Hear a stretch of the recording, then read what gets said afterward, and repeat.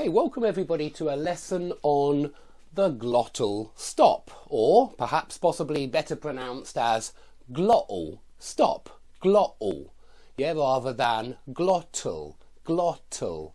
So you can already hear that the glottal or glottal stop involves not pronouncing your T's. Yeah, basically the glottal stop very often connected to the letter T anyway, although I would argue we actually swallow the sound of other consonants as well, like P or B maybe, with the glottal stop too.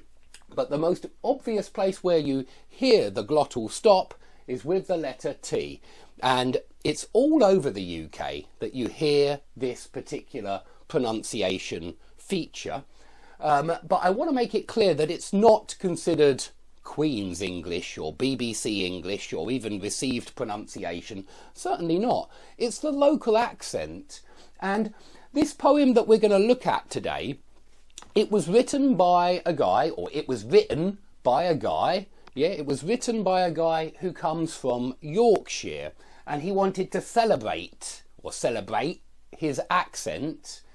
Yeah, and so this shows that even in the north of the country, very far away from my town, they use the glottal stop, and certainly people in this area use the glottal stop. It's part of the accent, and so it's certainly a major feature of the language, even though I wouldn't advise you to use it in an exam, because very often you're trying to show that you know received pronunciation or Queen's English, that kind of thing, BBC English, and so you might not want to use this in an exam.